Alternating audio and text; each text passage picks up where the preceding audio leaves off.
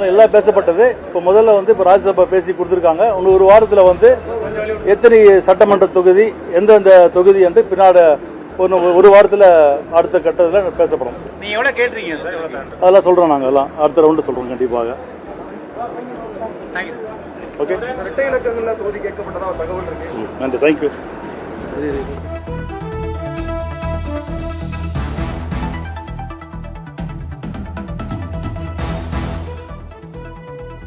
திமுக கூட்டணியில் தேமுதிகவுக்கு ஒரு ராஜ்யசபா சீட் ஒதுக்கப்பட்டு உள்ளதாக தகவல் வெளியாகியுள்ளது. இதனை முக்கிய செய்தியாக பார்த்து வருகிறோம். இது குறித்த கூடுதல் விவரங்களுடன் இணைகிறார் தலைமை செய்தி ஆசிரியர் கண்ணன். வணக்கம் கண்ணன். தேமுதிகவுக்கு ஒரு ராஜ்யசபா சீட் ஒதுக்கப்பட்டதா தகவல் வெளியாகி இருக்கு, இது குறித்த கூடுதல் விவரங்களை சொல்லுங்க. சென்னை அண்ணா அறிவாலயத்தில் இப்போது தேமுதிகவுக்கு ஒரு மாநிலங்களவை எம்பி சீட் ஒதுக்கீடு செய்யப்படுவதற்கான ஒப்பந்தம் கையெழுத்தாகி இருக்கிறது. அந்த ஒப்பந்தத்தில் எல்கே சுதீஷ் கையெழுத்திட்டிருக்கிறார். இதனால் தேமுதிகவின் மாநிலங்களவை எம்பியாக எல்கே சுதீஷே அறிவிக்கப்படுவார் என எதிர்பார்க்கப்படுகிறது.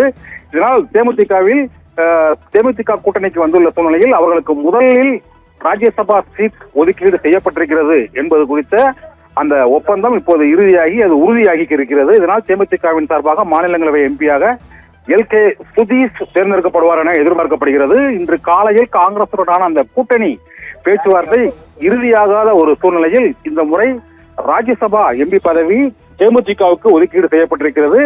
இன்று தேமுதிகவிற்கு இந்த ராஜ்யசபா சீட் ஒரு சீட் ஒதுக்கீடு செய்யப்பட்டதை தொடர்ந்து அடுத்த கட்டமாக எத்தனை தொகுதிகள் என்பது குறித்தும் தேமுதிகவுடன் விரைவில் அந்த முடிவு எட்டப்படும் என எதிர்பார்க்கப்படுகிறது. காங்கிரஸ் கட்சியுடனான தொகுதி பங்கீடு பேச்சுவார்த்தை மற்றும் அவர்களுக்கு ஒரு ராஜ்யசபா சீட் வழங்குவதாக உறுதியளிக்கப்பட்டிருப்பதாக காங்கிரஸ் தமிழ் மாநில தலைவர் செல்வ பெருந்தகை உறுதியளித்திருந்தார். இருந்த போதிலும் அந்த ஒப்பந்தம் பேச்சுவார்த்தையில் இழுபறி நீடிப்பதால் முதலில் தேமுதிகவிற்கான சீட்டை ஒதுக்கீடு செய்வதாக இன்று அறிவித்திருக்கிறது. ஏற்கனவே இன்று மாலை வரை காங்கிரஸ் கட்சிக்கு கெடு விதிக்கப்பட்டதாக நேற்று கூறியிருந்த நிலையில் இன்று அந்த கெடு நீட்டிக்கப்பட்டிருக்கிறது. இதனால் நாளைக்குள் காங்கிரஸ் கட்சி முடிவெடுக்க வேண்டிய ஒரு நெருக்கடிக்கு தள்ளப்பட்டிருக்கிறது. ராஜ்யசபா சீட் தேவையா இல்லையா என்பது குறித்தும் அவர்கள் முடிவெடுக்க வேண்டும்.